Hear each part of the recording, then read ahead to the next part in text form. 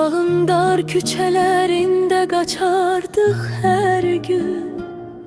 Mən bilməzdim, sən baxardın gizlicə bir gün. Uşaq qəlbində saxladığın o saf sevgini İllər belə silə bilmədi heç izini.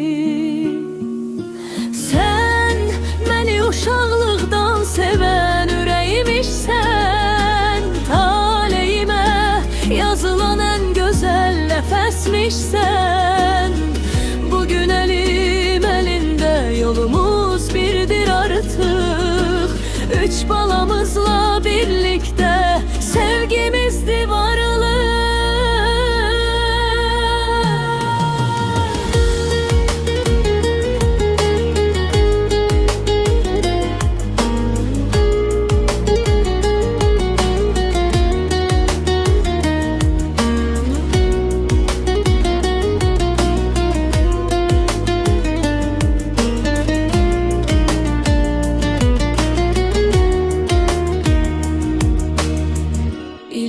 Bizi ayırsa da yollar birleşti.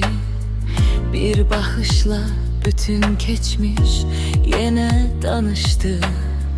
Anladım ki gözləyirmiş məni ürəyin.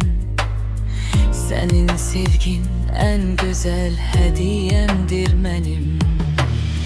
İndi evimizde gülüş sesleri var. Üç balamız sevgimizin en güzel baharı. Allah bizi kavuşturdu bir ömürlük yol için. En büyük mucize oldun benim ömrüm için. Sen beni uşaqlıqdan seven ürəyimmişsən. İllər keçsə də değişmeyen sevgimmişsən.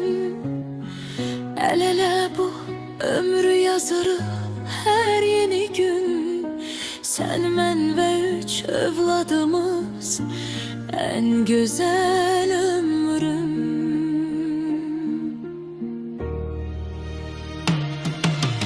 Sen beni uşaqlıqdan seven ürəyimmişsən.